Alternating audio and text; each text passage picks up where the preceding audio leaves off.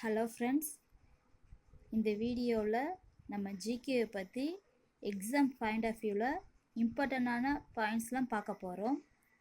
அதனால ஸ்கிப் பண்ணாமல் ஃபுல்லாக பார்த்து யூஸ் பண்ணிக்குவாங்க. கண்டிப்பாக லைக் பண்ணி சப்போர்ட் பண்ணுங்கள். சப்ஸ்கிரைப் பண்ணுங்கள் நான் சொல்ல மாட்டேன், ஏன்னா அதை கண்டிப்பாக நீங்கள் பண்ண போகிறது கிடையாது. வாங்க நம்ம வீடியோக்குள்ளே போகலாம். இந்தியாவும் அண்டை நாடுகள் தலைநகர், நாணயம், மொழி. ஆப்கானிஸ்தான், சீனா, நேபாளம், பாகிஸ்தான், பூடான், மாலத்தீவு, மியான்மர், வங்காளதேசம் எனும் நாடுகளுடன் இந்தியா தனது நில எல்லையை பகிர்ந்து கொள்கின்றது. ஸ்ரீலங்கா மற்றும் மாலத்தீவு எனும் இரண்டு நாடுகளுடன் கடலில் எல்லை கொண்டுள்ளது. இந்தியாவுடன் மிக அதிகமாக நில எல்லைகளை பகிர்ந்து கொள்ளும் நாடு வங்காளதேசம். இது ரொம்ப இம்பார்ட்டன்ட் பாயிண்ட் ஃப்ரெண்ட். மிக குறைவான நில எல்லையை பகிர்ந்து கொள்ளும் நாடு ஆப்கானிஸ்தான்.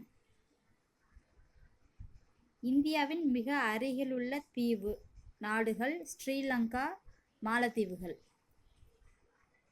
இந்தியாவின் மிகப்பெரிய அண்டை நாடு சீனா, மிகச்சிறிய அண்டை நாடு பூடான் ஆகும். இப்போ இந்த பாக்ஸில் இருக்கிறதெல்லாம் நம்ம பார்க்கலாம். நாடு ஸ்ரீலங்கா, அதோட தலைநகர் கொழும்பு. நாணயம் ருபி. மொழி சிங்களம். மதம் புத்த மதம். அடுத்து சீனா நாட்டுக்கு தலைநகர் பீஜிங். நாணயம் யென். மொழி சீனம். மதம் தாவோயிசம். நேபாளமுக்கு கத்மண்டு. தலைநகரம் காத்மண்டு. நாணயம் நேபாள ரூபீஸ். மொழி நேபாளி. மதம் ஹிந்து மதம். பாகிஸ்தானுக்கு தலைநகர் இஸ்லாமாபாத். நாணயம் ருபி. மொழி உருது.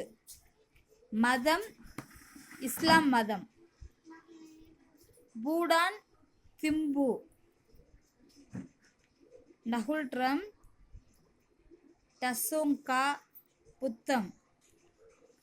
மாலத்தீவு மாலே.